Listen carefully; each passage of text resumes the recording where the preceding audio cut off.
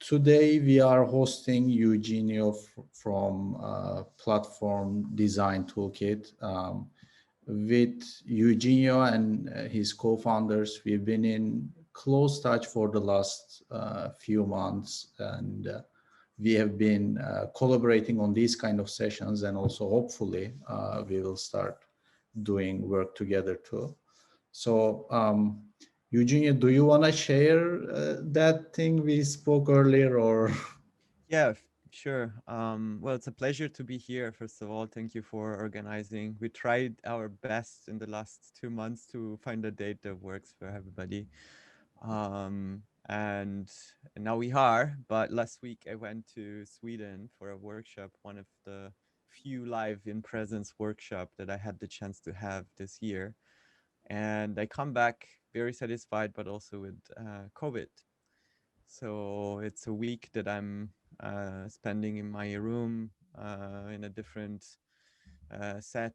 My flatmate bring me food, and have to be careful where I go when I go around the house and so on. So yeah, we decided with the our host to basically be sensitive about this and sensible about this, and I will take it a bit slower than usual.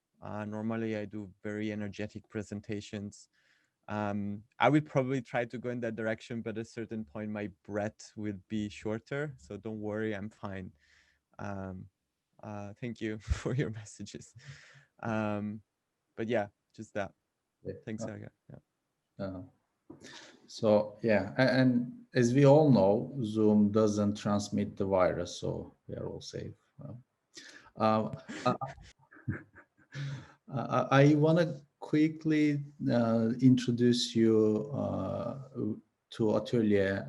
Maybe we have first-time comers here, and also I think it's nice to see an introduction of Atelier, especially in this kind of a topic, because the things Eugenio will talk about are the things that we have at the heart of Atelier, the system, the beliefs.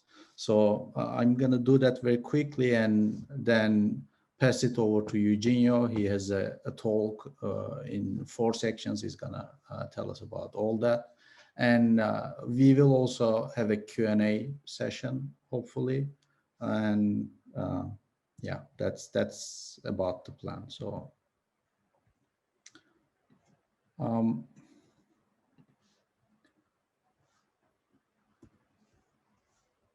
So Atelier is an organization that consists of a design studio, an award-winning strategic design studio, as we call it, and an academy, as well as a ventures arm, as I told earlier, which takes place in a creative, a vibrant creative hub. And the video you are seeing behind playing, it's from our Istanbul offices, actually. You can see what vibrancy feels like from the video, hopefully a little. Um, so we are not just part of, we are not just in a creative hub. Actually, in 2019, we joined the Q Collective. Q Collective is uh, a collective of different uh, leading companies in their own domains, like IDEO. I'm sure most of you heard of them, the design thinking company. Also SY Partners, they work with CEOs to transform companies. They took part, for example, in the transformation of Starbucks with Howard Schultz, and Sidley Godfrey Dadich, for example, joined very recently. They are the company behind the Netflix series. You heard of it, I'm sure, Abstract. So the collective is not just a mere collection of companies from all around the world. The collective is Q Collective is a company that tries to accumulate leading companies in their own domain. So we also became part of this great global collective in 2019. So at the moment, when you look at Atölye, we have the heart of the culture in Istanbul, our studio, and majority of our team is in Istanbul. We are opening a Dubai hub, hopefully in 2021. And also we are planning to open another hub in London in 2022. So that's the geographical view of Atölye. And we are on a mission to create a fertile environment so that we help organizations, people, individuals, and we are trying to help them to create better things together. So that's what we are trying to do. And we how we do that is threefold. We take care of curation very seriously because we believe that it's the key to creating things better. Um, we are also putting fluidity in our pillars. We connect working and learning because we believe that, especially for creative people, it's very important to bring those two together so that we keep ourselves in a constant state of flow. And finally, we are putting transformation at the heart of things we do and how we do it. We grow individually and we mature as a whole. So in a more tangible sense, the studio helps the organizations, people it works with creating impact through innovation. The academy is the creative hub, sorry, is your creative talent partner, as we call it, and the academy helps its partners with learning and development. And this is a systemic view of things, but I don't think we need to go into details. What we try to do is we try to foster a sense of belonging and purpose throughout our community. And as here you can see, we work with very different kinds of clients, not just clients, but also nonprofits for nonprofit work, and organizations from all around the world, from New Lab to Palmwood in Dubai to a lot of Turkish companies, which most of our guests are familiar with. So that's about Atölye very quickly. I want to pass the word to Eugenio just with a few words. I'm also quite interested in strategy and ecosystemic design. As obviously, that's at the heart of Atölye, but also personally, that's a topic that interests me a lot. And when we look at the traditional view of strategy, we see that it's mostly about winning and losing. One of the most famous frameworks, which we also use very frequently, is called playing to win. But not all games requires a loser or another party to lose. So that's why the ecosystemic design and looking at strategy from an ecosystem point of view and defining ways to win together with communities and through a platform understanding is something very important to us. So I'm delighted to have you, Eugenio, here to tell us more about this topic. Okay, thank you again. It's nice to see some presentation from ATÖLYE. It's very inspiring also what you guys are doing. And it's also nice to see a few familiar faces in the room. So yeah, it's nice to reconnect as well. So I'm gonna share my screen. I'm new to Windows, so if something doesn't work, bear with me. I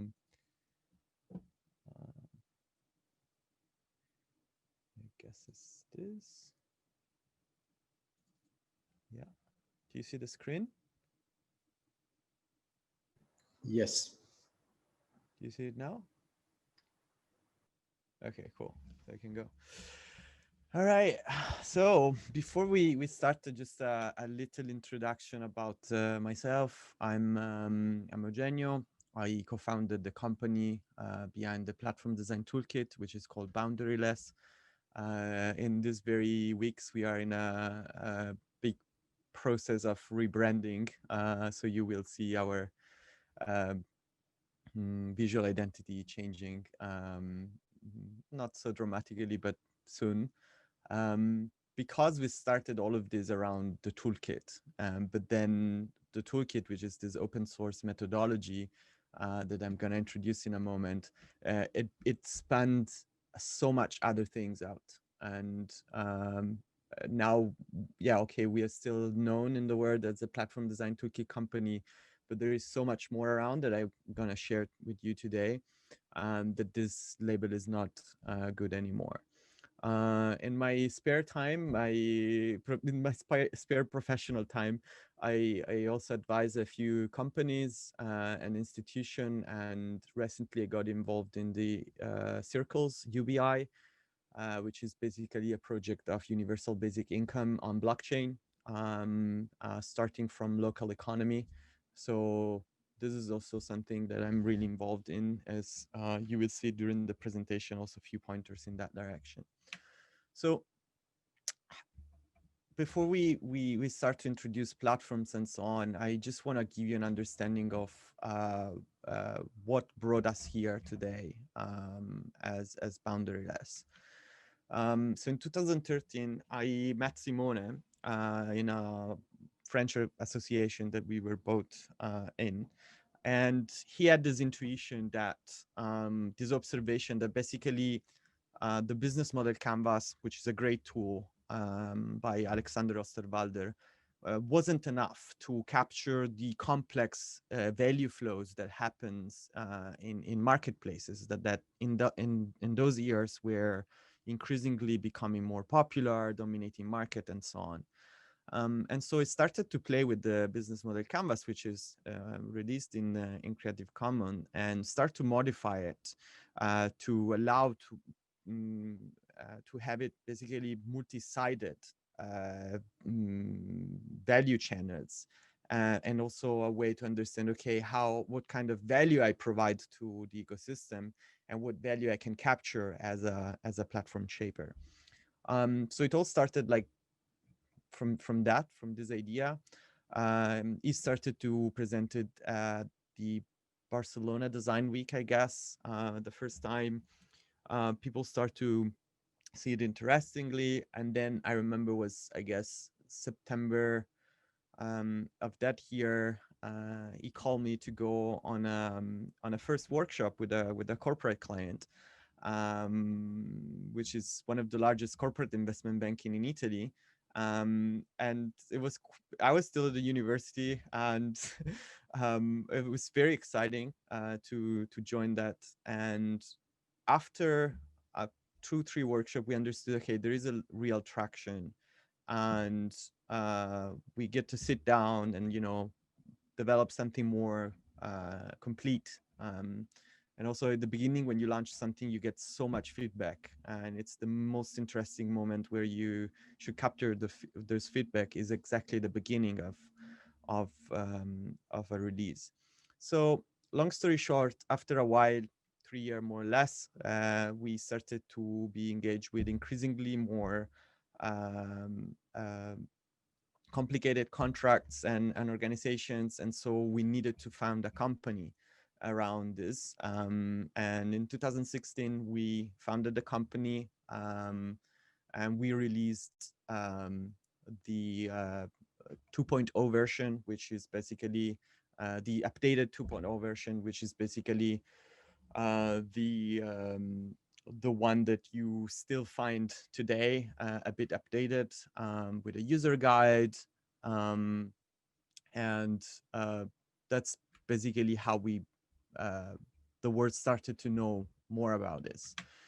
In 2016, we also released uh, a white paper, which was basically a way to synthesize our understanding of platform and ecosystem strategies in something that can be very accessible.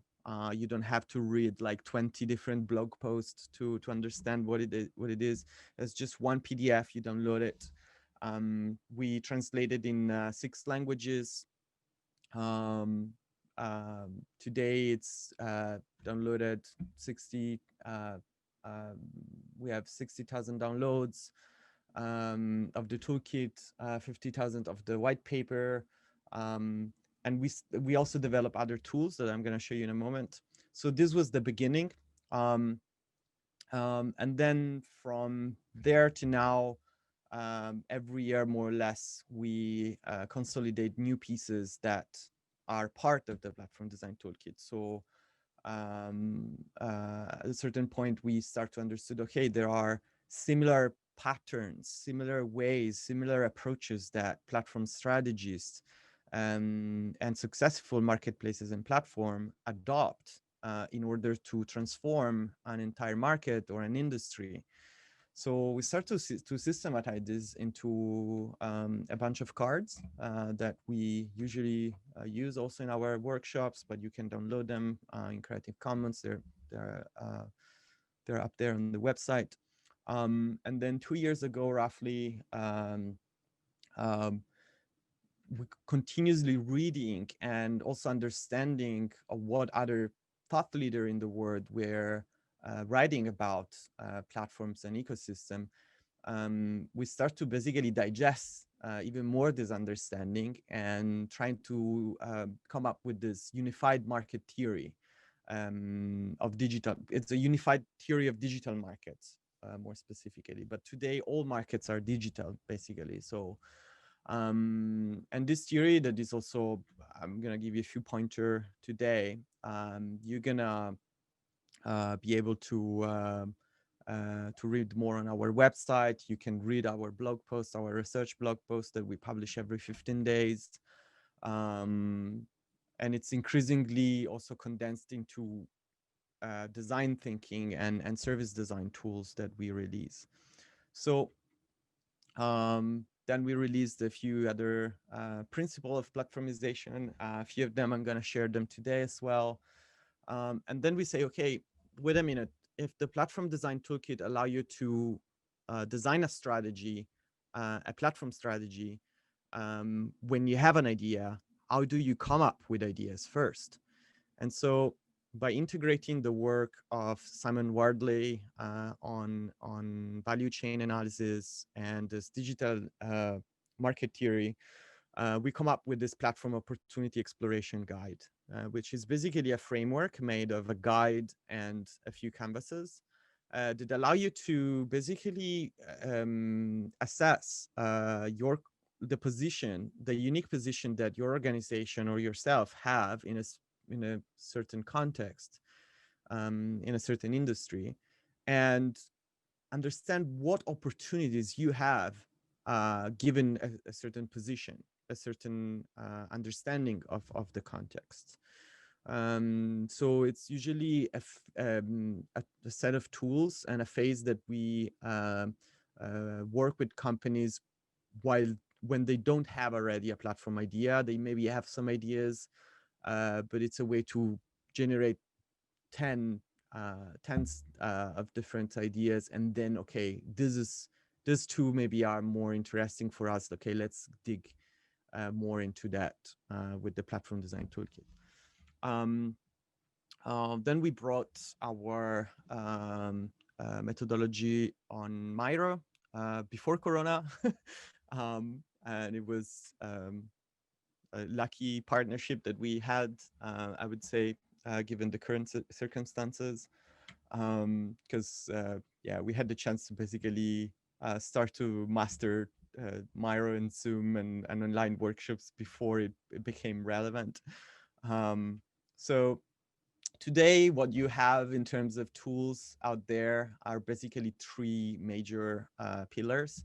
One is the Platform Design Toolkit in its 2.2 version.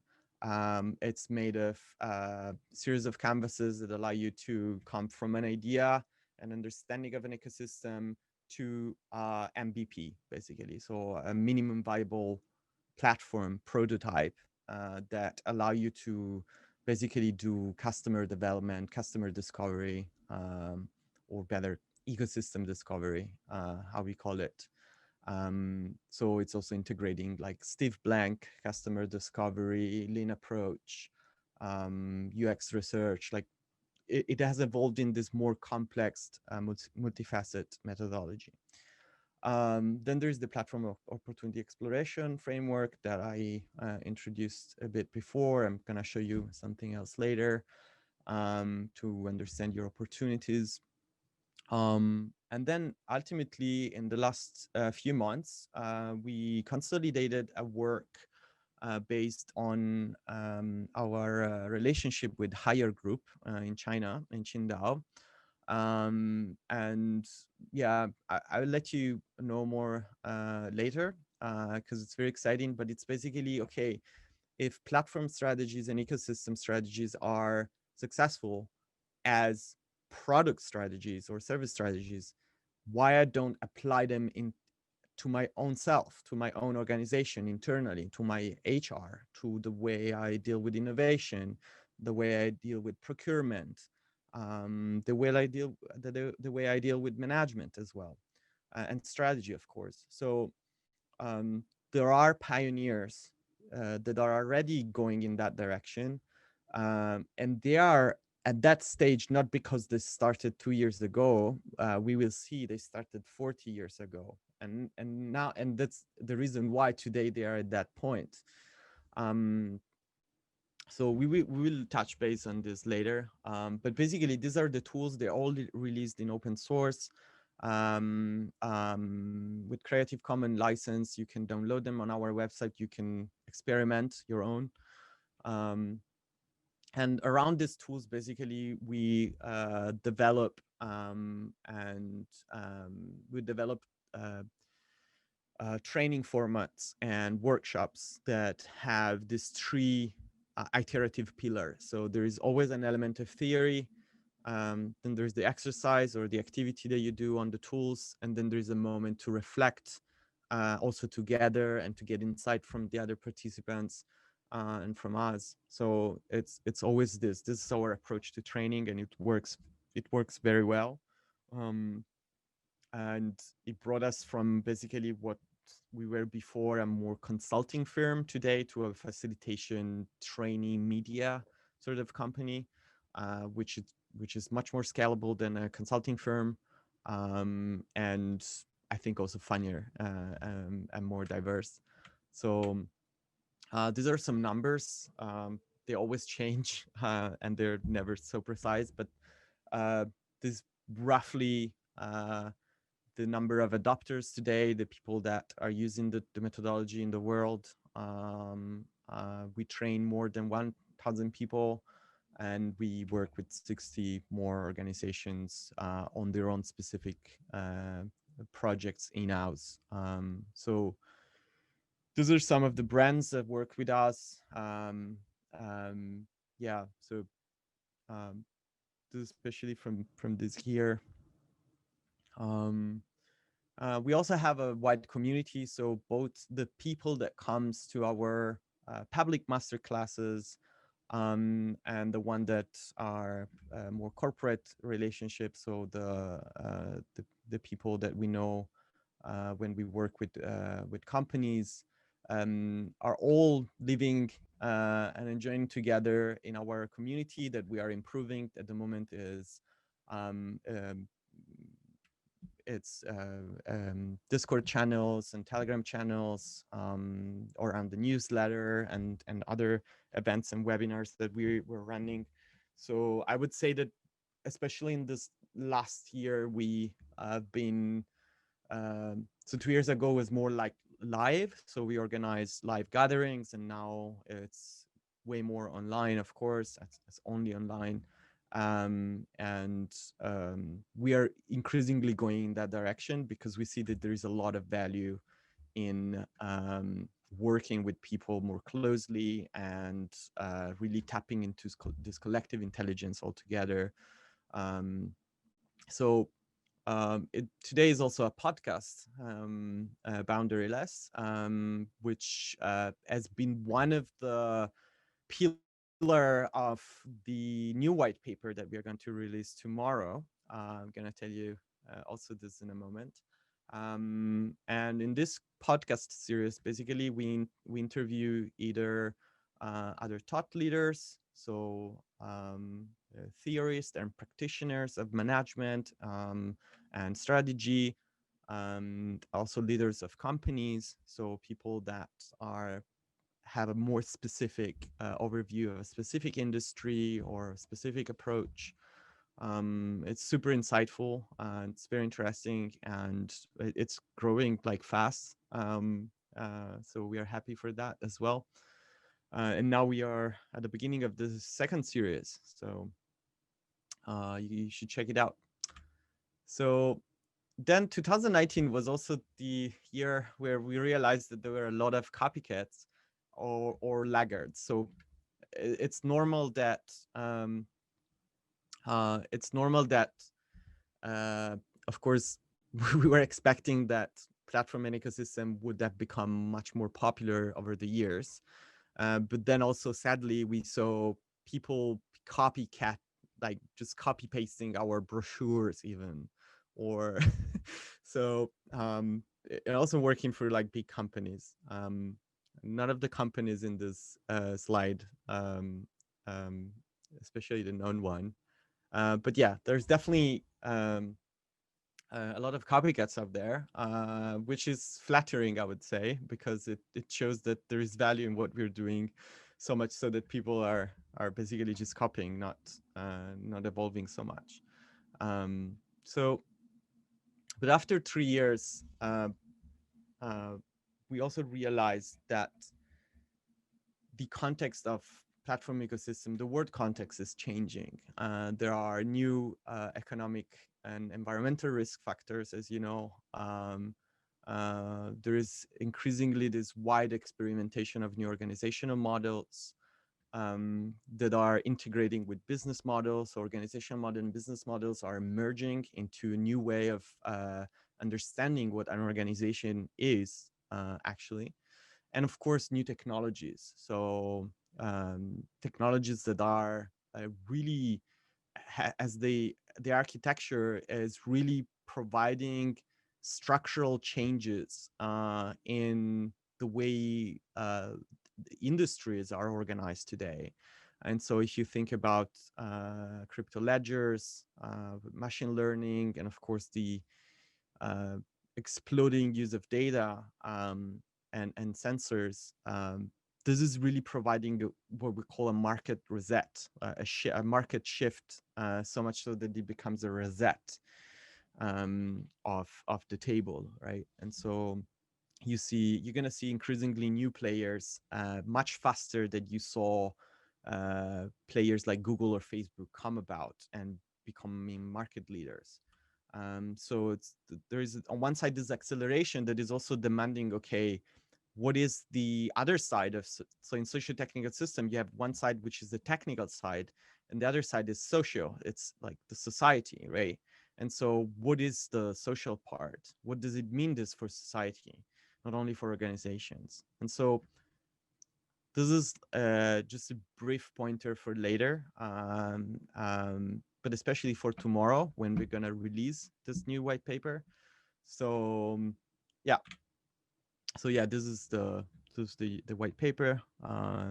It's called New Foundation of Platform Ecosystem Thinking, Designing Products and Organizations for a Changing World. But before we get into that, um, maybe not all of you are familiar with platform and ecosystem strategies, and it's always good to recap also before maybe introducing our tools, which is something that could be useful. So when we talk about platform ecosystem, as mentioned before, these words have exploded in the last few years, and as a consequence, also a number of publications have exploded, and you may be familiar with some of these books. they all have one thing in common. They basically prove that platforms are not just a new way, is the new way to organize society, and especially uh, markets. And there is one book in particular that is also providing a quantitative analysis, basically comparing different business model, different kinds of business models in history. And with numbers, it proves that the one that are platforms, or the one that the authors call network orchestrators, are 8 times um, uh, more better at a number of different dimensions than IP. So like people, like a company that develop technologies and IP, and just sit on that IP, way more than just service provider, like linear service providers, and of course much more than asset builders.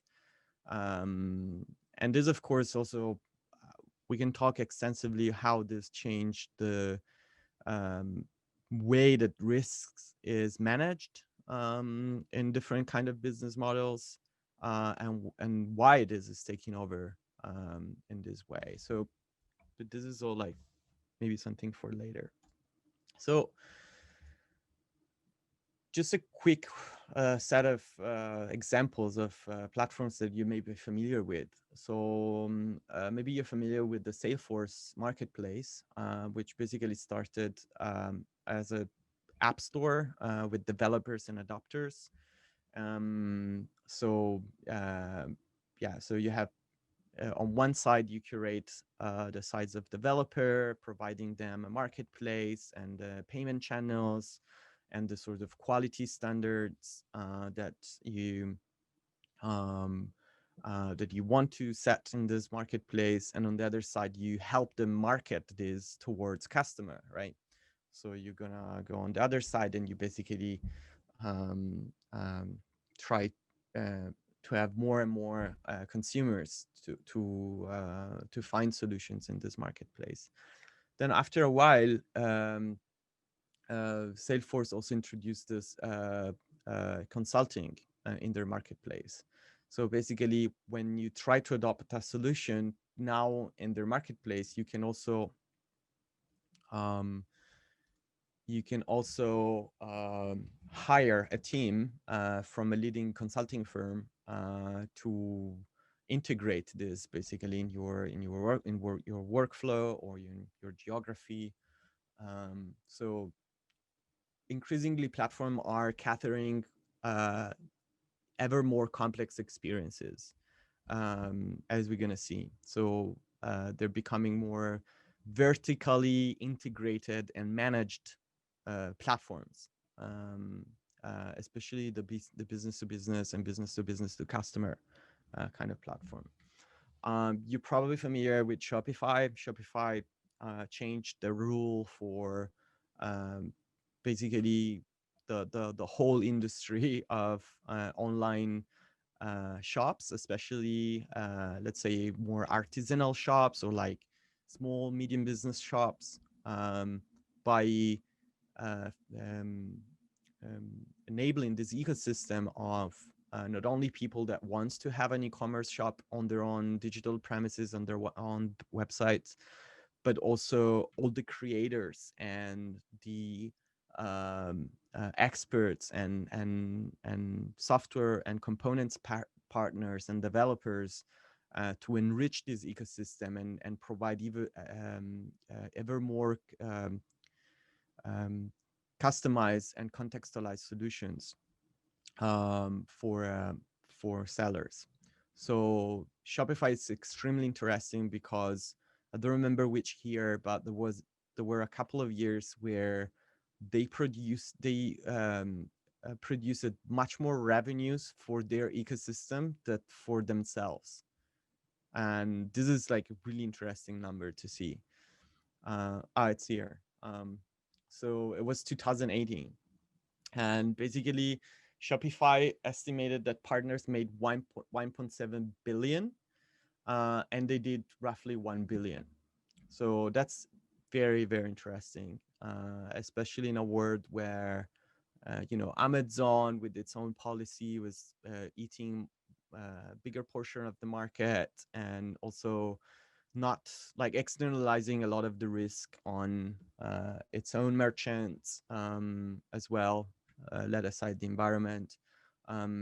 So Shopify say, okay, customer first for sure, but we want to provide an incredibly good experience for merchant. And we want them to evolve and learn and feel empowered, not be treated as a commodity, basically.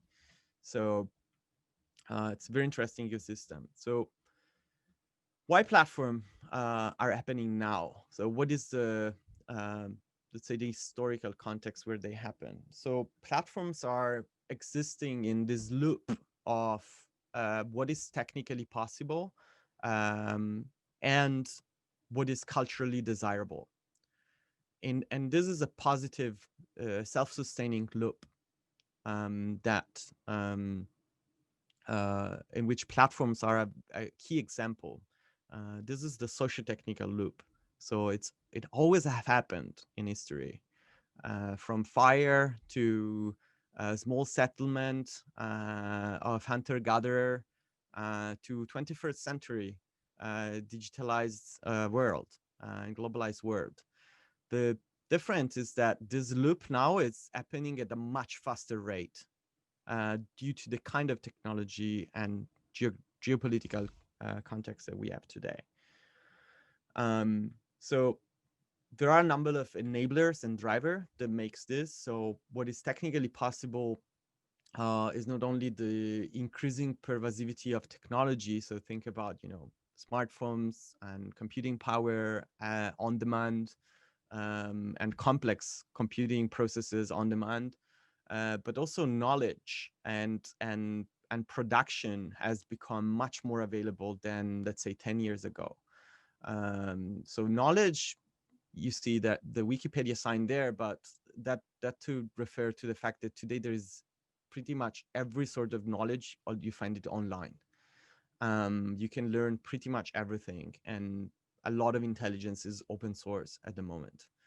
And also production, like today, the means of production for many businesses are way more accessible, not only because they're increasingly digital, but also because the way that the global manufacturing supply chain have transformed in response to digital trends.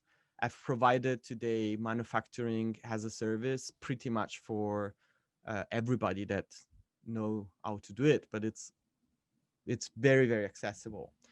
And on the other side, this of course generated a culture of people that want increasingly customized experience, very specific solutions to very specific needs. And that's in fact what you see in the most successful platform out there is this matchmaking between the is the matchmaking that happen in the long tail of market. For those of you that are not familiar with the long tail is 820 distribution. It's in mathematics it's called Pareto distribution. Basically, it says that 80% of the results are determined by 20% of the causes. That's one way of seeing that. In this case, what we're seeing is that you cannot address in the past in an industrial society, you basically cannot customize products and services so much.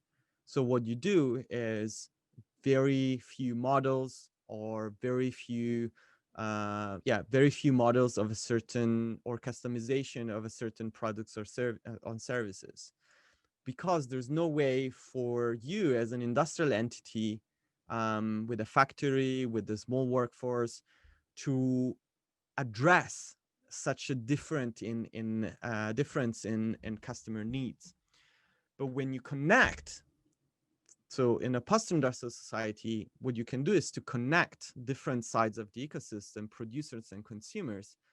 And so it's much more likely that that customer with a specific need will find that producer that has exactly what this customer wants. And so your job is not anymore producing that solution, but to produce the context for this interaction to happen. This is something that is not possible in an industrial society, in an industrially organized market. So industrial market, as you know, is this Fordist linear approach where you have an entrepreneur that has its capital and risk its own resources to acquire resources, concentrate these resources to produce a certain value, and then address this to a mass market, right? Whereas today we have these ecosystems that already exist in potential of entities that are trying to interact and are trying to um, um, exchange value and to develop their own capability, to hone their own capability and to evolve. And then you have these network orchestrators, these aggregators, these platforms, call it as you want, that organize this channels and these contexts to make this interaction much more likely to happen. So of course, the way also value is generated and captured is a bit more complex. So the business models that used to work in the past are not really working so much in platform ecosystem strategies because they're a bit non-linear. So this also influences the way you design payment workflows or negotiation workflows. And so it also impacts the way we deal with contracts and risks and many other things.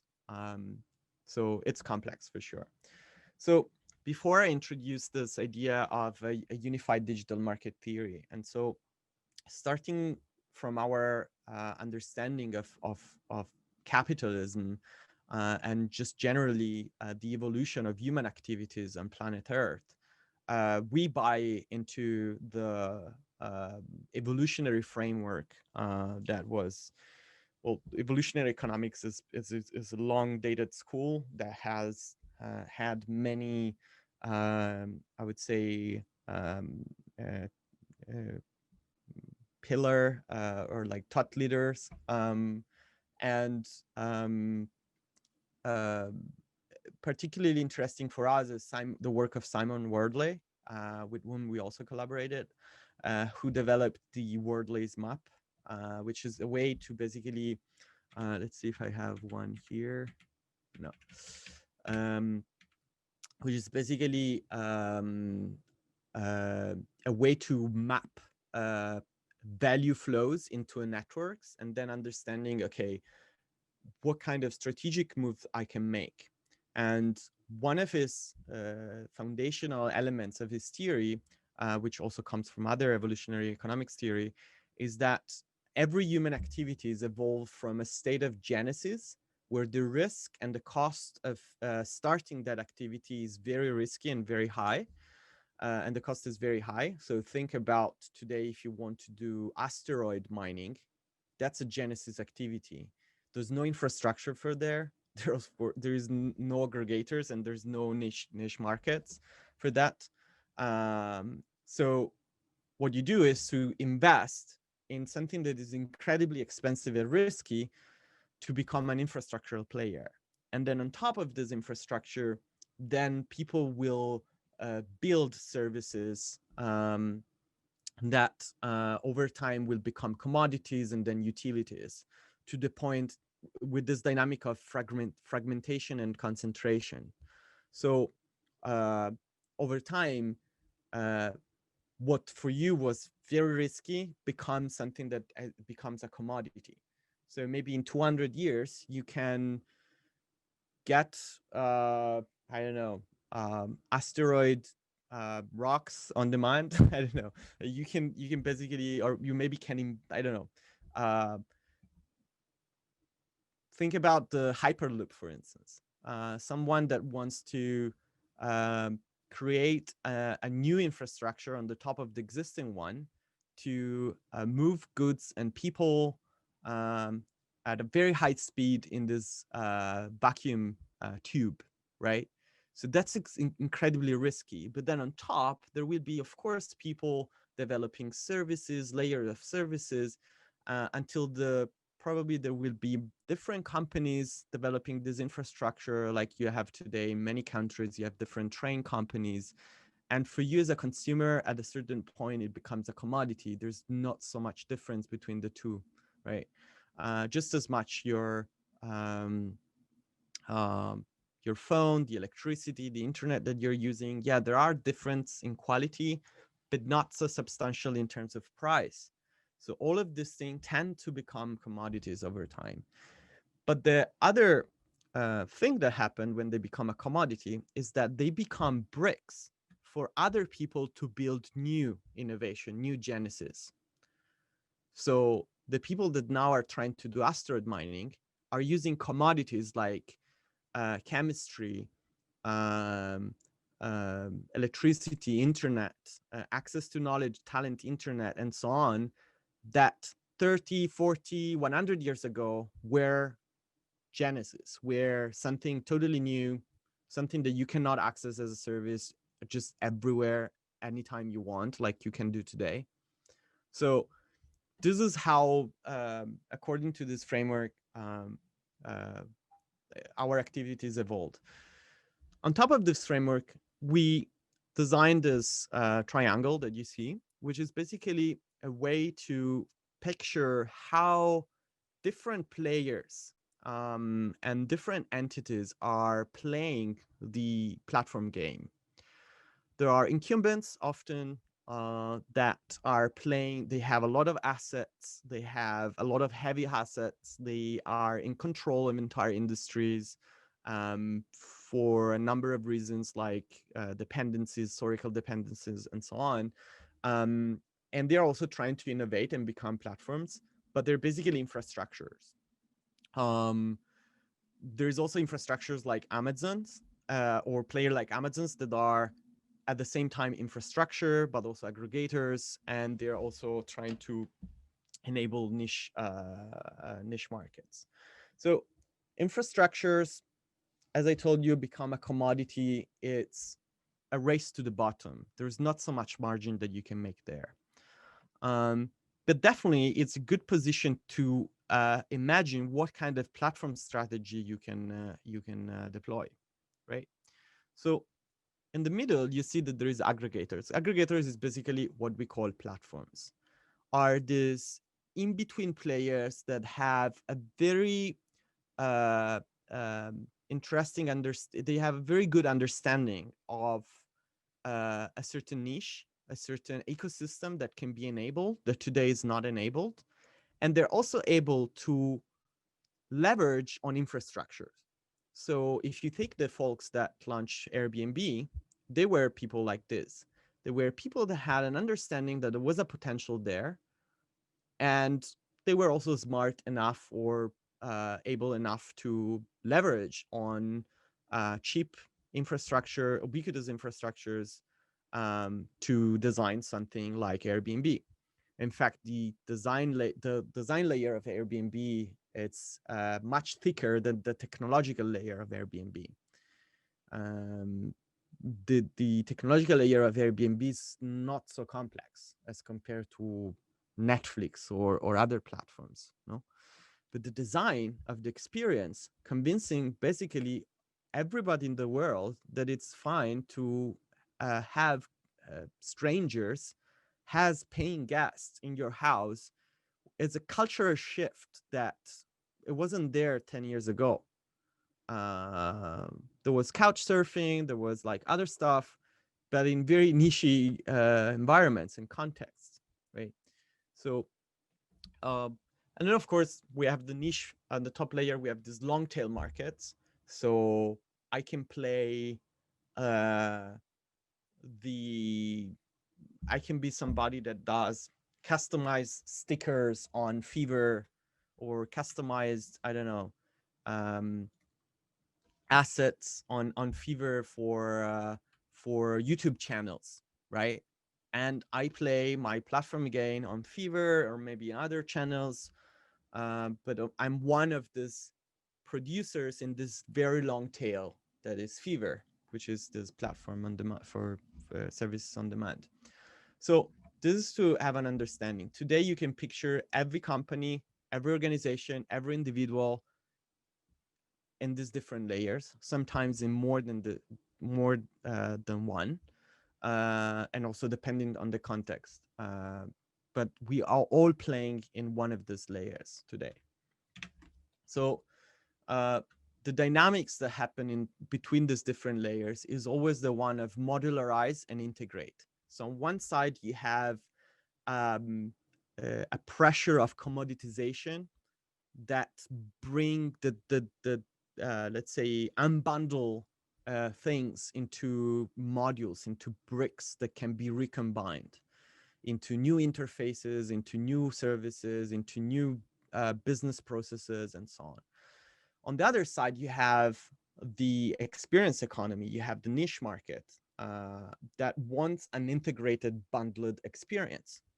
So these two dynamics are always playing inside platforms. So they also bring exactly, you can call them fragmentation and concentration. So it goes without saying that the position that have much more power and value is the one of aggregators, because on one side they have direct user relationship. They are able to connect different networks, multi-sided networks, and thanks to network effects, which I'm going to introduce also in a moment, the cost of acquiring new producers or consumers decrease over time. So the more your platform is famous and adopted, the less you're going to spend into acquiring and having people.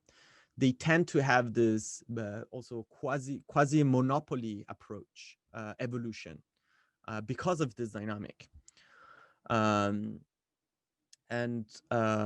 yeah, and then they reduce transaction costs to the point that they have basically zero marginal cost in connecting user and producers. So this is an example of how a platform for instance, Current, it's a platform from General Electrics that basically allow companies to install IoT devices to monitor their current and to have a better electric spending in the facilities of these companies, and so it's able to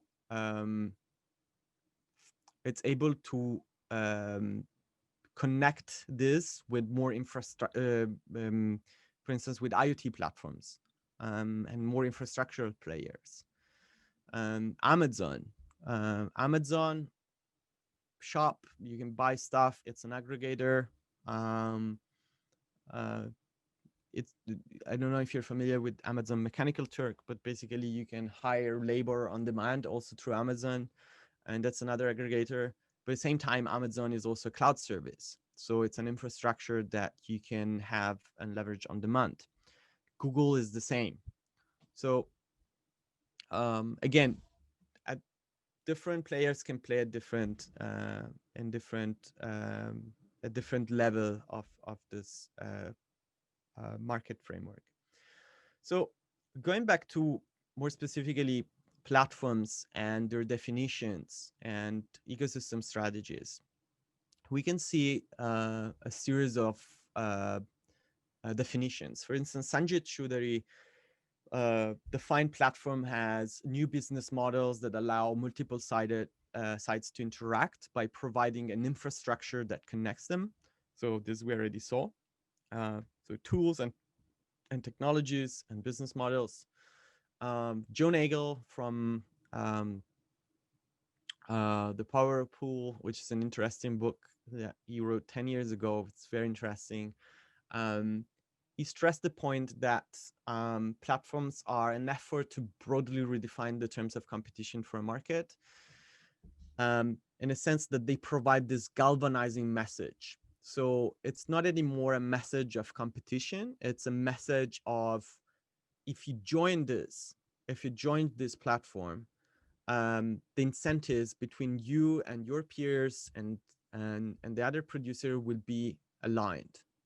So it's basically a way to promise this benefit to everybody that do the shift from, let's say, a more industrial or artisanal approach to an industry to a new, let's say, um, platformized industry, which is also a lot of made of a lot of partnerships, of interoperability, open APIs, and but also different ways of behaving and different approaches to work, to many things. So um, it says that the power of the platform is basically this story, this new narrative that they bring.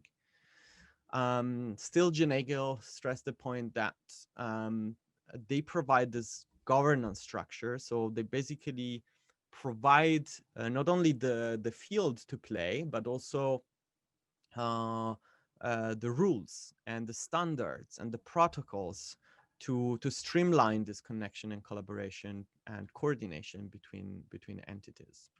So if you think, it could be like soccer, you know.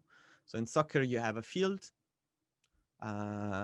you have a story, which is the the the the the funny of playing soccer, but also you have the rules and you have a referee, and so in a way it combines also competition and collaboration, if you think.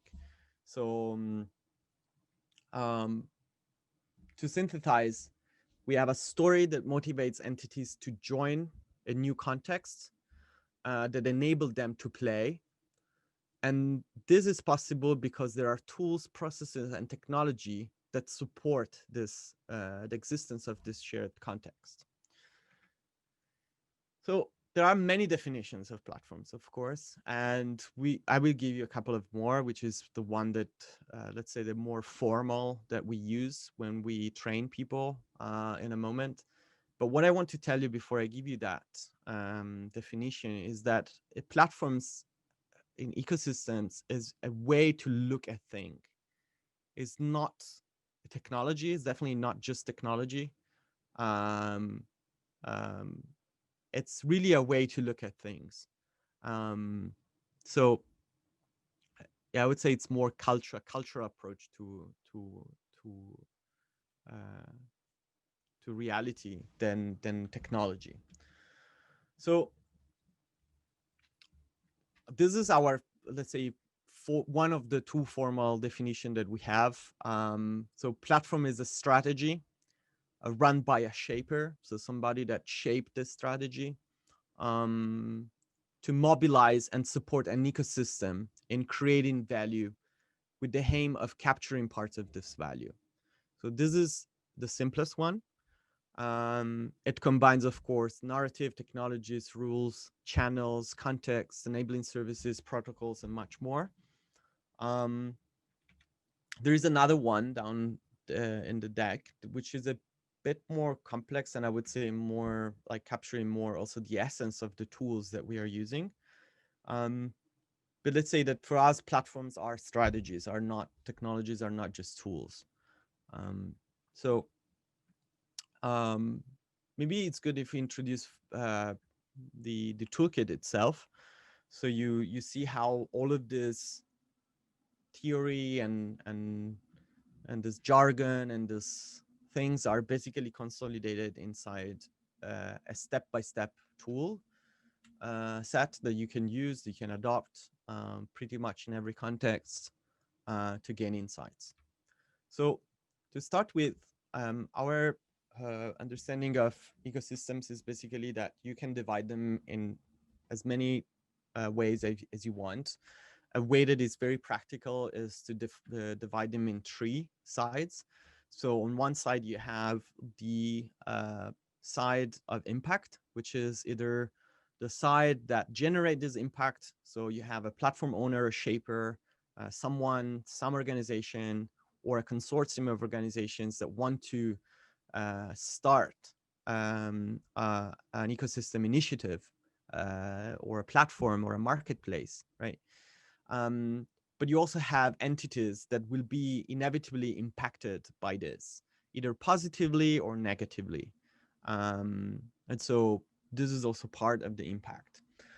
And then the most important part is the actual ecosystem, the one we call the ecosystem, which is divided in supply and demand. And so the demand, it's generally the end consumers. So at the end of your platform flow, in your platform experiences, there will be somebody at the end that will consume the end value of a certain workflow. On the other side, you have supply, and you have peer producers and partners. Name. The difference is that often you have entities that are more seldomly engaged in producing value. For instance, I might upload a video on YouTube, or but I'm not a YouTuber, right? So in that case, I'm a peer producers. And then you have partners. You have either very professionalized individuals or studios or companies that are basically playing very professionally inside a certain ecosystem strategy. And often you have a combination of partners and peer producers that are coordinating and collaborating among themselves to produce something that will be consumed by a peer consumer at the end. This is most often the case. So this is a very simple way to see an ecosystem. So then every platform strategy that we have seen, and that's why we use this as part of our framework, every platform strategy have two core engine of value creation.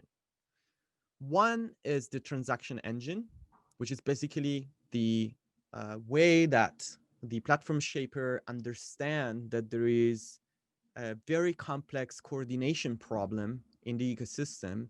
And so it design channels and contexts and sometimes contracts or simplified workflows so that a transaction can happen much more easy at a lower cost for everybody.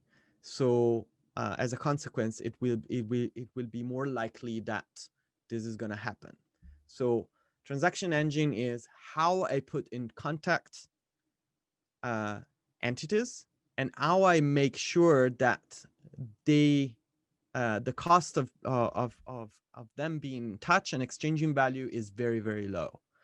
And often this means designing channels and contexts to reduce this transaction costs, reduce the bureaucracy, reduce everything that is slow or too much of a burden for the entities, for them to get in touch and exchange value.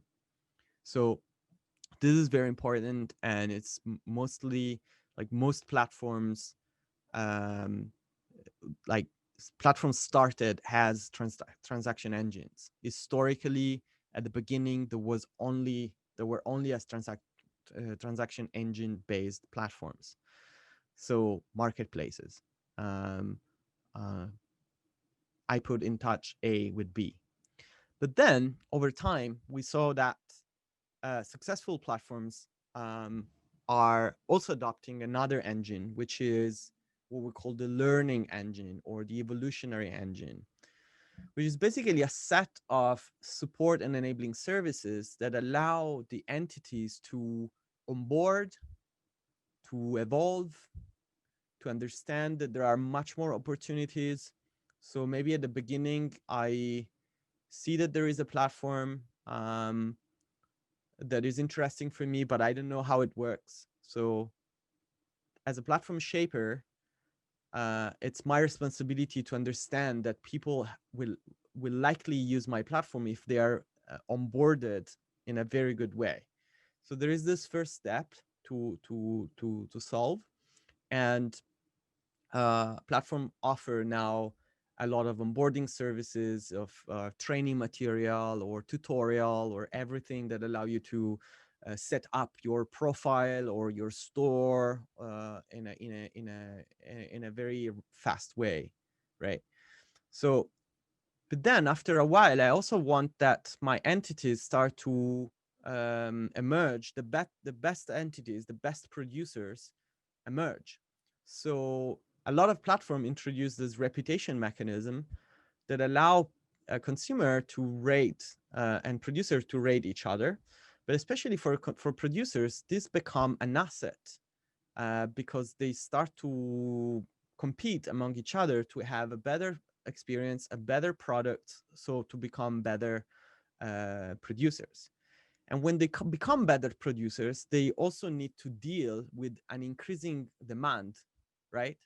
At the beginning, maybe they were dealing with not so many requests, but imagine shifting from one request to 100 requests. So the platform provides services to support entities to serve 100 requests or 1,000 requests. But then there is also another stage of evolution and development, which is at a certain point, your best entities, your best producers, especially, will basically show you how your industry is evolving. They will show you how your ecosystem is evolving. And if you let them free, if you give them a space to develop their own leadership and their own role, sometimes they also bring a transformational impact to your platform and ecosystem. There is a funny anecdote that happened in Airbnb, which is a company that let for a long time their hosts to experiment in wild ways. They never said, "Oh, you can only rent a room or a normal house," for instance, right? And then people start to put boats and I don't know, houses on trees and tree houses and stuff like this, right? And so they didn't foresee that, but then they say, "Wow, this is actually interesting, and we should feature that. We should start actually to make a special section for special houses, because there will be people that are looking for that kind of experience." But the funny story is another one. Is in Barcelona, in the center of the city before COVID, it was very difficult to find a place to leave your luggage if you're a tourist. So, the situation where you have half day between checking out from your hotel and taking your leg back home, and you want to enjoy the city and you don't want to just go around with your trolley. So in Barcelona, the storage places were always busy. And so one guy on Airbnb started to make a listing on Airbnb, and also share it on Facebook, with an online, um, um, with €5 per day hosting in its own house. And he put like, I don't know, like 100 spot, like a bed spot, and people were booking this to just drop the luggage and then take it back in the center of Barcelona. Airbnb saw that, and they tell this in a podcast, and they let it happen, because there's much more power in let your ecosystem disobey and tweak and change and not be exactly compliant with everything that is happening, because that's where innovation and evolution happen, right?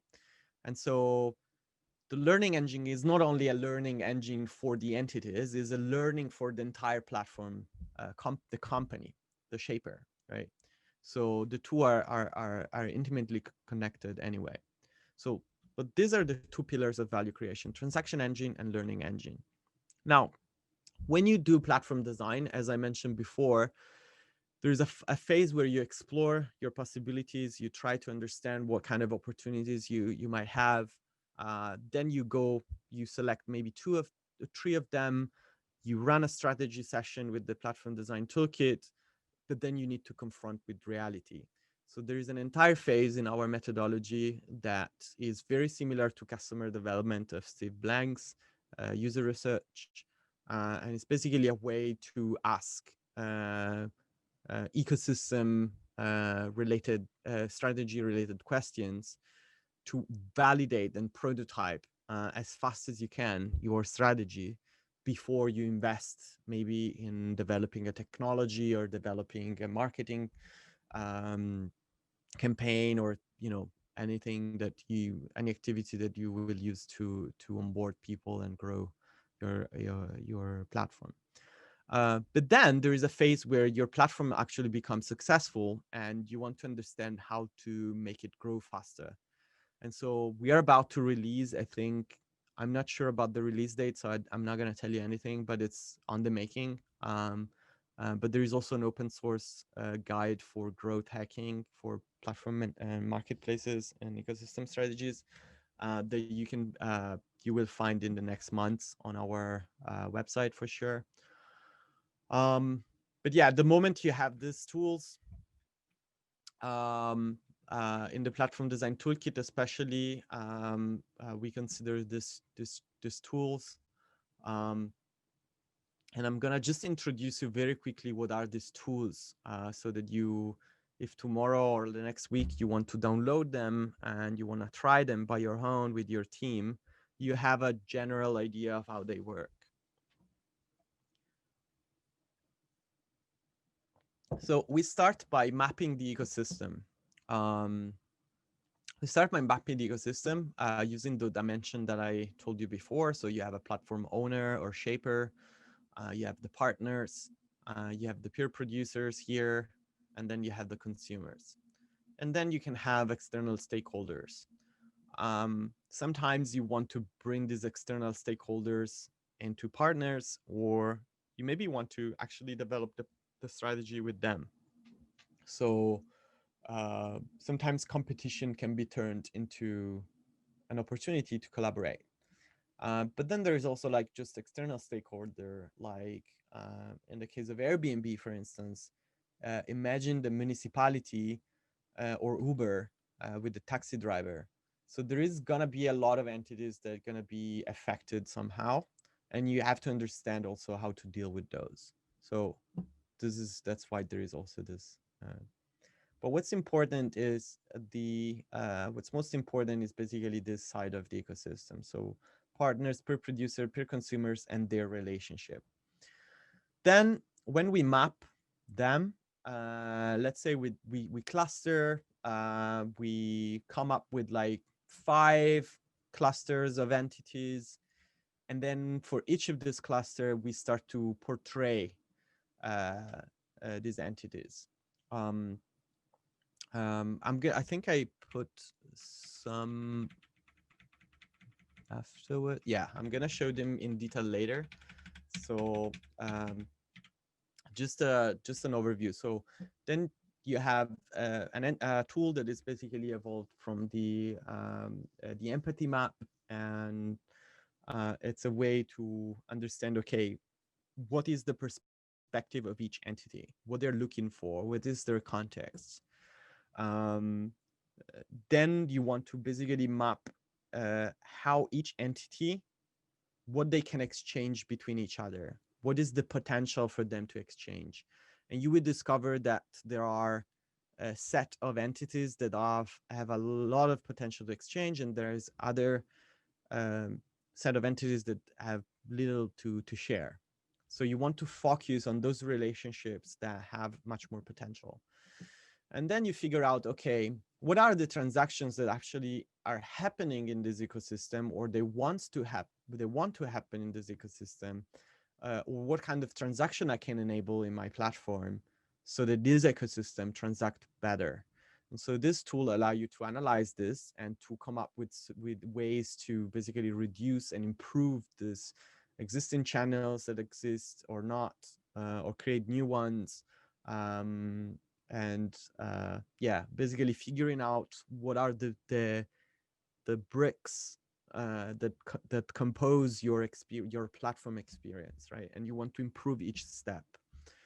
Um, I mentioned the learning engine canvas before, and the how entities basically onboard the platform, get better in the platform, and how they can catch new opportunities. No, so this is basically 3 steps that every entity will go. Also, consumers will become better consumers, and you want to figure out in each phase what challenges they're facing, and therefore you are facing as a platform shaper, and what kind of services or components or um, interface, yeah, what kind of services you can basically develop for I would say experience maybe is the most the wider definition. What kind of experiences you can make for them to go from one phase to the other and evolve, right?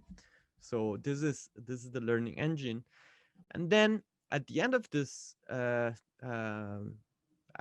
design journey, you want to consolidate all of these insights into let's say a bundled experience. So you want to, okay, let's put all these elements together, and let's figure out what are the business model elements of this. So how are we gonna run this experience? What costs is gonna have, and what kind of value, what kind of activities we need to run to make this happen? What is the value proposition of this experience? And the reason why we have this canvas is also to say something very clear, which is that successful platforms out there, they didn't start by providing a very complex set of different experiences. They started from one very simple experience, maybe 2, and they scale up to millions and billions dollars company just with very few experiences. Um, then, of course, it's up to you to enrich these experiences, to create new experiences. Maybe there is a side of ecosystem that I wasn't considering. Oh, now we can enable them.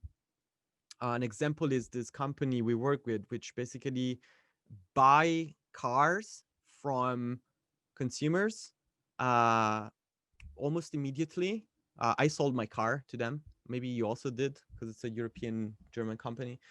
And it's like very fast. They give you a price that is a bit lower than the price that you would get by selling it, like finding a person, or but they give you a very good deal for you can sell it tomorrow, right? On the other side, they realized that they had a lot of cars, and they start to figure out, okay, what can we do there? We can sell parts. So we can have another marketplace, another platform to sell spare parts of cars, because most of these cars do not have value anymore as like whole car, right? On the other side, there is people that have a lot of space, and maybe you can use their facility to store some of these cars. So they start to have this like multi-facet, multi-layered, multi-sided set of platform strategies into a very coherent and complex overall strategy of the group. So this to make an example, like you can definitely plug different experiences, different platform strategies all together. So this is an example. Before I mentioned that we integrated Wordley maps in our tools. This is so on the left, you basically see a C-shaped value chain. So you have somebody that leveraged on utilities and components to have a custom built business process and purchasing and distribution mechanism. And then there is user value and the consumer. So it's a C-shaped one, which is also a commodity in a sense, a consumer out there, right? Or better, that relationship is a commodity, right? Platforms, they basically adopt patterns to shift some of these elements and introduce new elements. And they often have, not always, but often they have this Z-shaped value chain. So the leverage on utilities and components, they introduce this element of reputation, trust, and management in a custom built way, so that it becomes very specific also to that, to a specific platform, for instance. In fact, very few platforms allow you to port your reputation somewhere else, right? So this is something that is an asset for them. Then, of course, they have their context-specific software as a service. And then they make the transaction, so the interaction, which is customized. So the experience for producer and consumers is very contextual, is very custom built. I get what I need and the producer get money for what he provides. But the transaction itself became a commodity. So that's what the platform strategy does do. In fact, you can basically plot the triangle on the Wordlay map, and you will see that basically most aggregators are playing in this diagonal. This is more in-depth analysis. If you're interested in this stuff, there is a bunch of blog posts where we explain this. But yeah, basically you can adopt different platform plays to shift different elements and transform an entire industry into a platform with a platform mindset. What Amazon has been able to do is not to think as another competitor, but to think as an entire industry. That's what platform ecosystem strategy allow you to do, right? So yeah, this is again some replication. So before I mention the growth hacking, there's going to be a guide soon. There is already, I think, 3 blog posts quite in depth explaining and sort of synthesizing all the knowledge that is out there about network effects, which is quite complex, I would say. But we don't only we're not only synthesizing this into blog posts, but we are also releasing some tools, tools that we are currently using in our bootcamp training. So it's basically a way to design a positive feedback loop of growth with different tactics that together become a growth strategy, become growth strategies. So it's very fascinating approach as well. And there's going to be a guide very soon. Yeah, this is an example of the tool here. Besides, you can find the Platform Design Toolkit on Miro if you want to play it without printing the canvases or without working on the PDF that you download. And this is the website where you can go. And yeah, and then I mentioned this customer development methodology. So at the end of a Platform Design Toolkit session, you come up with a lot of assumption, right? Oh, okay, that's a good idea. These are our entities. This is going to be our channels. This is the value proposition. This is how we're going to launch it. This is the people we need to hire, or the costs of certain technology that we need to acquire, or whatever. But all of these are assumptions. And the best way to check your assumptions is to do ecosystem discovery in a lean way. So we took Steve Blank, customer development, 20 years old methodology, still working today, amazing.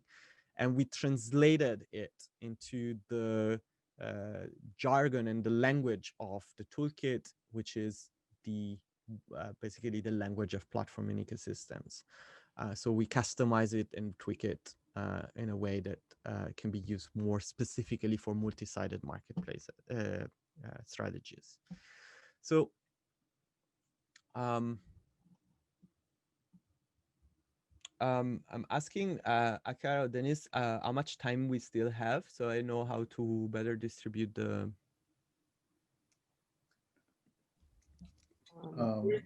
Originally, we have 30 more minutes. Okay. Yeah. Yeah, I'm sorry, I've been going a bit slow because of it's a bit demanding. This yeah, as you can see, sometimes I stop as well. It's like, but yeah, I see people are still there. So okay, so I try to go quickly here forward. So here I put some. I'm gonna leave this in the slides that I'm gonna share with you. These are a few.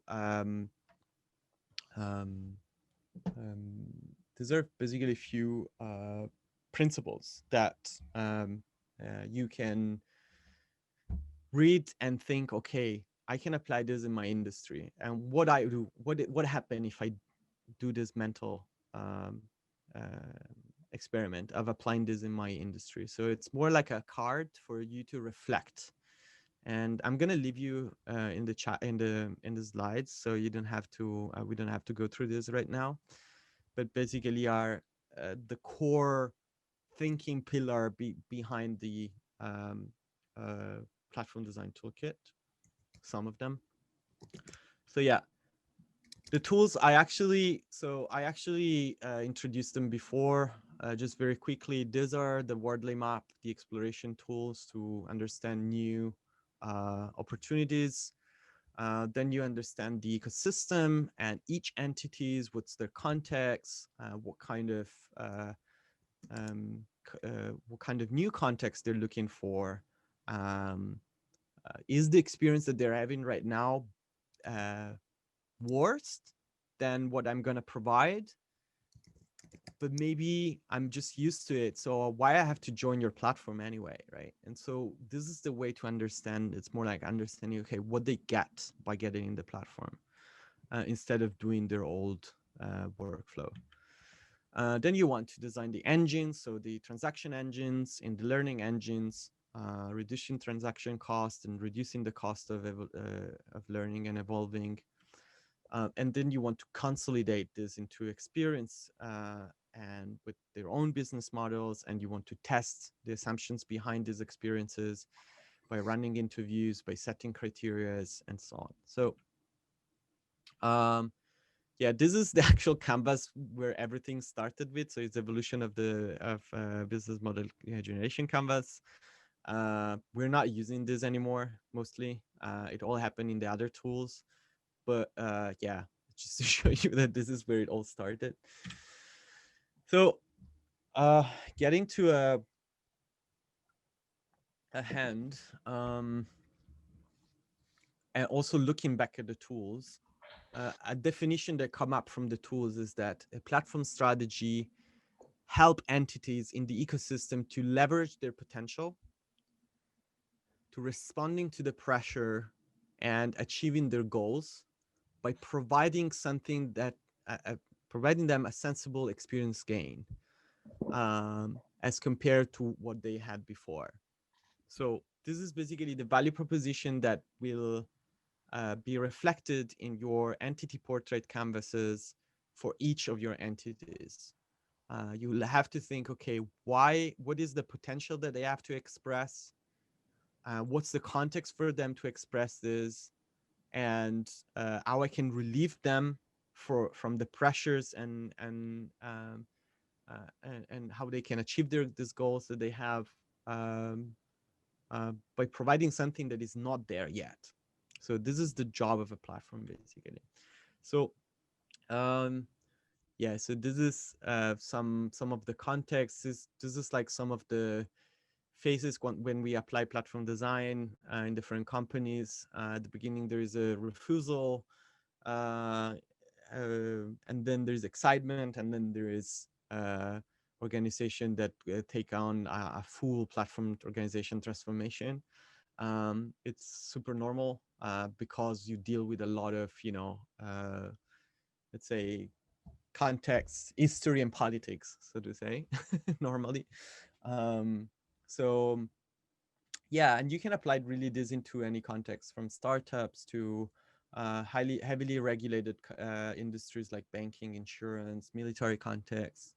Of course, you can apply it in infrastructural players context, but also in retail and manufacturing, and especially in government. We had a very interesting set of work that we did in government and developmental agencies that I'm gonna show you in a moment. But also at the local, at the region level, and this is where we're going, especially in this last few months. So, can you apply this as a platform? Can you apply this as an entire organization? Yes, you can. And there are organizations, as I mentioned before, that are doing this. They're not only applying platform strategies, ecosystem strategies to their own business core or their own business lines. They're applying this to their own internal processes, their own internal functions. So if we see that platform are not technologies, but these scalable collaboration agreements, we start to realize also that there's no really inside and outside of the company. There is this continuum between the inside and the outside of the company. And especially when we look inside of the company, we see that there is an organizational chart, but often this is not reflecting the real relationships that are informal relationships, that are value-based relationships. So what happens if we design an organization that is based on value exchange and real value relationships rather than just the org chart? So when we put value creation at the core, right? You get to this, what we call the boundaryless organization, or what we used to call the boundaryless organization. When we say organization, we don't use this word as a name. We use this word as a verb, which is the continuous act of organizing that needs to be made to to keep evolving and to keep at the same time what's needed in place, right? So last year, we had the pleasure to start working with the Haier Group, which is a white appliances company in China, one of the largest IoT ecosystem in China at the moment.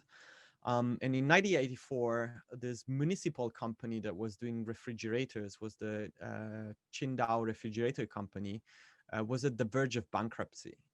It was commissioned, and they basically put this guy, Chan Rumin, and one of the first things that he did was to take those fridges and put them in the courtyard and get a bunch of hammers and start destroying these refrigerators and saying, if you don't destroy these refrigerators today, what is to be shattered by the market in the future will be this enterprise.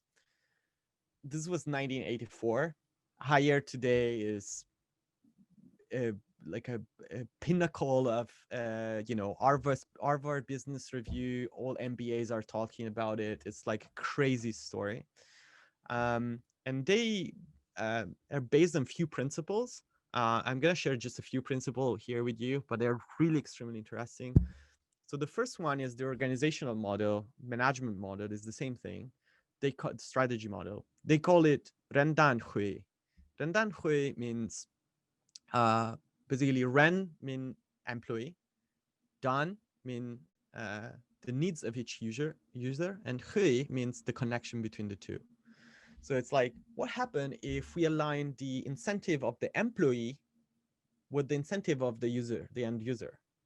And this brilliant intuition brought them to evolve and take choices in 3-dimension, mostly business model, strategy, organizational culture, from 1984 to today, 2020. evolving in progressive stages. So at the beginning, they were a pyramidal structure like any organization. Then they start to have this divisional matrix organization. Then they start to apply this different division in each strategic business unit. And then they say, okay, but this is still pyramidal. And so then they say, okay, let's invert the pyramid and let's do this ZZJYT, which is it basically means self-organizing team and self-organizing unit. And so it's basically team that organize around the needs of the customers, right?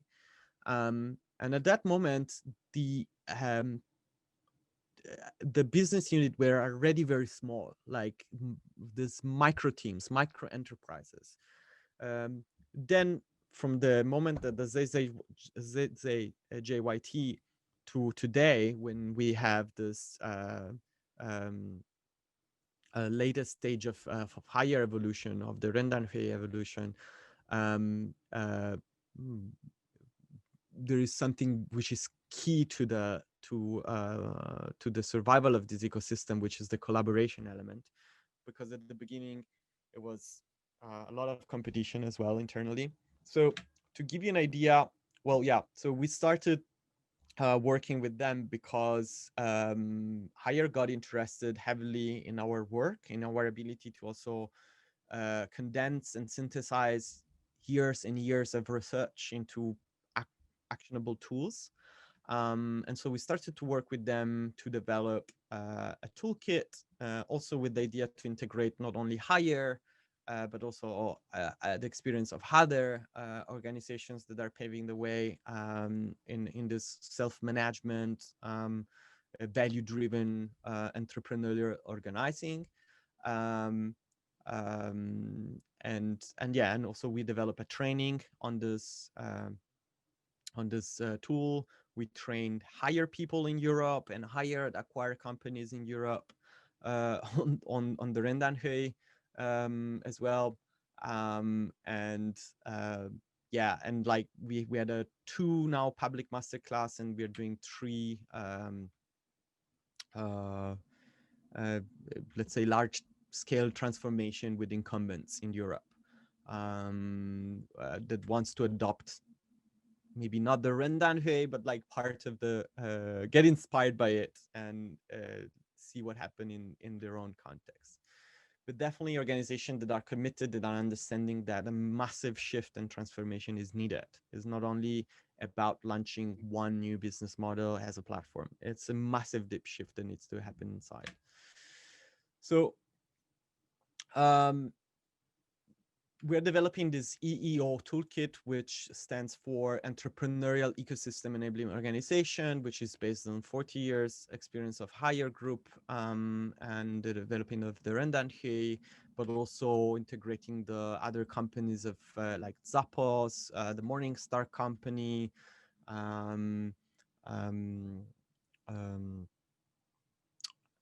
yeah, other company that we interviewed in the in a recent series that you can check online. So it's a way also to demystify this Rendanhui and see you can adopt it, and you can adopt it also in a context that is not China, with less people in different industries. So we're trying to generalize this basically. The Rendanhui is based on mostly the Taoistic culture. So it's a Taoist management framework, so to say. And it's based on 2 principles also from the Taoist, from the Tao Te Ching. One is Ziran, which is this spontaneity, and Wu Wei, which is not doing. So together they form this spontaneous non-doing, no? So this effortless organizing. So how I organize more by doing less. So that's the approach, no? And there is a very interesting interviews that we did to the CEO of Hire with corporate rebels a very early morning. And it's extremely interesting. It's with subtitles, of course, and you can check it out on our YouTube channel. And there is a passage that basically he say to be like water, no? So the water that fill containers that are already existing, right? So how Hire is structured? What is their let's say, organizational platform strategy? So there is the group Hire, the bottom right, and Hire basically provide the essential. It has basically unbundled all the former function increasingly into two kind of platforms. On one side, you have the support shared service platforms, so like HR, IT, manufacturing, finance, staffing, anything that you might need to launch a new endeavor, to organize your activity. On the other side, there is this industry platform. There are basically some internal VC firms that are owning a certain field, a certain context, that can be a certain industry, a certain user context, and they invest specifically in that direction. So they're focused in that direction, and they also not only support but they also support financially, but they also support politically, so they drive resources, more resources internally in certain endeavors. And then at the center of this, you have the idea of the micro enterprise. So what Hire have done, it's basically unbundling the whole organization, everybody, into micro enterprises. So the option that you have today in Hire is to launch a micro enterprise on whatever idea you want, as long as you have you're meeting certain very basic criteria, like you need to be minimum 3 people. You start with 0 budget, and then you prove that your idea is sound, and then you receive some more money, and then increasingly you can hire more people and have more support and so on. So and it's all made of this very streamlined internal contracting platform. So each of the micro enterprises, but also each of the platform, they act as individual entities with their own profit and loss. So in this way, you generate this market dynamic of negotiation that drive down costs incredibly, because it happens all value-based, all contextually when it's needed, and you don't have this 5 years plan that is all defined in the org chart, and this is the strategy, and this is what we need to execute, and so on.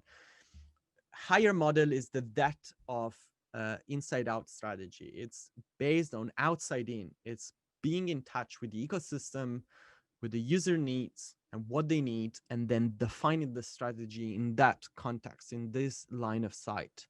So it's the micro enterprise that owns the strategy, basically, mostly.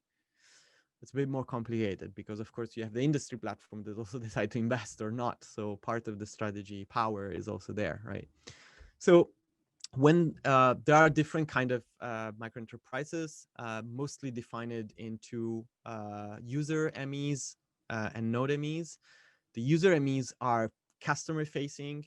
They are obsessed by customer, and they are basically doing mostly user research, experience design, talking with the customer continuously, understanding how we can talk more with the customer and so on. And then you have this node MEs that are providing internally some bundled context, so that there are different micro enterprises exploring, let's say, the world of gaming and of computer gaming, and basically they can bring together resources and integrate information knowledge to different companies that are different micro enterprises that are doing gaming, for instance, At the same way, also industry platform work in this way. So they are more like integrational nodes. This was the beginning, and then after a while they saw that basically there were a lot of competition between these micro enterprises. So they say, okay, let's make a new artifact. Well, they didn't say that. The new artifact emerged as a need for collaboration, and then they institutionalized this artifact. And this artifact is called the ecosystem micro community, which is basically a contract where different micro enterprises can bid for different solutions to a customer and to a certain customer base, and they have incentives to collaborate. So let's say that there is a certain customer need. They define this as experience. So they have this experience, and how we can provide the best value to this customer. And then together they say, okay, I can bring this, and we can reassemble in this way, and then we can do this and me, by bringing this, I will get this much if we reach a certain target, for instance, and you will bring this asset. And so it's basically a way to generate contextual nimble consortium on specific evolving needs. And as you know, customer needs are evolving very fast. So this is real. These contracts happen in the blockchain, by the way. They have their own blockchain. The EMC contracts happen in the blockchain. It's real, it's happening. And yes, it's China. Yes, it's a different context, but you can apply it in many other contexts. Similarly, maybe not exactly like Hire is doing, but it's definitely possible. So I go very quickly to the conclusion. So this, yeah, basically, this is the few slides that I took from the training material of the Rendan Hui. But basically, you have this field owner that that invest in different platforms, and then you have EMC owners that also cater this micro enterprises. So we are applying Rendan to ourselves as a company. So we're trying to figure out if you can apply it to a 15 people company, plus, of course, all the external contractors and partners and so on. So, but we are trying to combine this with sociocracy and other approaches. So it's definitely exciting, and we will keep people tuned on how it's going. All of this is part of an ongoing conversation. We had a bunch of webinar in the spring, the interviews, as I told you. We ran already 3 masterclass plus few large intervention. There's going to be another masterclass next year. Later we did these interviews also to other other pioneers that are not Hire, but they're still walking this path of self-management. And the stories are crazy, and they all have the same denominator, which is you need decades to do this kind of transformation. So it's not easy. It doesn't take a couple of years, but definitely the right moment to start was 10 years ago. So the best moment to start is always now. So yeah, so very briefly on the new white paper. After all of this overview that I show you on basically on all our journey so far, starting from the white paper in 2016, starting from the Platform Design Toolkit and all the conversation that working with the Platform Design Toolkit and writing online brought to us, and new tools, new conversations, new aspects to explore, and so on. We also realized that the tone and also the approach that we were having in 2016 is no longer real. The world has changed so much in 4 years. It's not anymore about just a market strategy. It's not anymore about a new business strategy. It's really like how we can use this approach to make sense of a new world that is a world that has, again, disruptive technologies that are shifting our sense of identity as individuals, as organizations, as societies, as groups, and so on. Organizational models that are no longer fit, and so we need new organizational models that are integrated with business and sustainability models. And of course, we have this world that is increasingly interconnected, also in the way that risk is gets spread and diffused.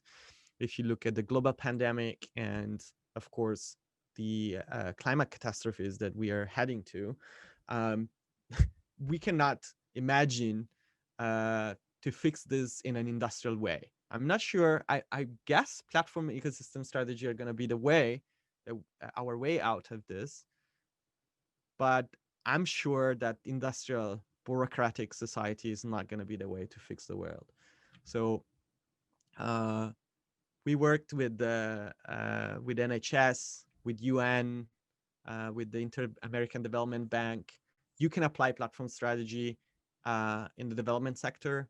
Mark Craddock, which is the head of UN Global Platform, tweeted the other day that the Platform Design Toolkit saved £12 billion to the UK economy. It was a massive, unexpected tweet for us. So we are heading in that direction. This is Simone. I was with him in Bangkok, working for the United Nations. So we're trying to figure out how, from a transaction engine to a learning engine, and now this governance engines, we can get to a more regenerative engine. So an engine that doesn't just extract value from society and from the world and the planet, but also how it can regenerate. Don't miss out the white paper tomorrow. The release of the white paper tomorrow is at 4 Berlin time. And it's basically what you saw today, but much more rooted in the dimension also of the biosphere, the technosphere, and the cultural evolution sphere, and understanding how we can apply platform ecosystem strategy to rethink our business value flow, our organizational structure, but also our really understanding of life and on this century. So this is what you're gonna see tomorrow, a presentation of all of the different chapters and so on. And we're gonna have a bunch of other events you're gonna find in the slides with different guests, so you can check also around this white paper. We have a few masterclass down the road in December and February. We're gonna share a discount code with the people that attended today. And to, yeah. So yeah, it's 1 minute.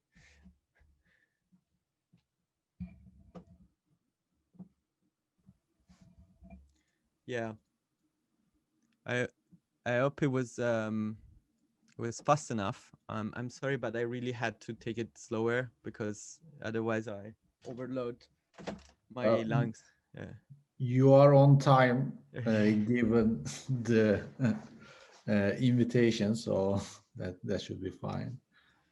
Thank you, Eugenio, taking the time, and also this extremely strong effort to deliver this great content despite COVID. That was very valuable. It's a pleasure. We have 2 questions from Susan and Özgün. If Susan is still here, do you want to voice your question, Susan? I'm sure, and thank you. This has been fantastic, and I actually have taken the course before. So, hi, Susan. Hi. Hello. Hi. And so this may be. Can you identify maybe the one big challenge that you see in helping companies evolve how they see governance? That's a tough one. So I don't think governance will evolve by intention. And I've been involved in many intentional governance experiments in the past 10 years. I think it will evolve by having better affordances, so better design, Okay. to design value-centered relationships. So when you have value in everything you do, when your value is maximized and my value is maximized, then we will take care of whatever is around us, which normally is the role of governance. And when it comes to corporate governance, it's on one side a generational issue, like it's Yep. really that, because there's so many people in position of that they are earning from those positions, and there's too much fear, in my understanding, in my experience. But yeah, it happens by when it happens by putting value at the center. This will drive change. It's not the other way around. So you didn't design the governance system to then have a better system. Beautiful. Thank you. Yeah. That's fantastic. Yes, great answer. Thank you both. Özgün has a question. Özgün, would you like to voice that question? Yeah, sure. Can you hear me, Eugenio? I do, yeah. Perfect. So I was wondering that if we can use this approach or your toolkit for more social focused platforms rather than seeing this as like a platform for exchanging products between consumers and procedures. Yeah, totally. I was a bit, I was rushing at the end, but basically the first work in that sense we had was with a network of, in south of Italy, a network of farmers that are trying to have a different way of production, and they want to organize better themselves and exchange resources and pool resources and knowledge together. And that has become over the years a European project, a funded project, with also like technology. And so it became a very interesting project. And it's non-traditional agriculture. So it's like more regenerative agriculture. And this brought us also in a conversation more globally with regenerative agriculture. Then we work with the NHS, which is the UK healthcare system, in different capacities. And one was rethinking the way hospice are working, and the volunteering around hospice and the relationship between care providers and the caretakers, well, the caregivers and the care receivers, so the patients, but also the healthcare professionals. So all of these entities are in a situation where there is little funding, it's poorly organized, it's bureaucratically organized, and there are a lot of like cultural taboos and so on. And so together with patients, with all of these entities, we rethought how the County Durham, which is a very poor region of UK, develops their own hospice for people in end-of-life care situations and chronic disease care. But again, then we work with the United Nations on the strategy, with UNDP, with the global platform strategy at UNDP. So it's definitely possible. There are municipalities using it. So it's definitely possible. And we are going more in that direction. And we believe that even corporate will increasingly reconnect with landscape and community, because they will have to, basically. So yeah. Okay, thank you. Thank you for the question. Yeah. Any other questions? And thank you all for the nice messages. I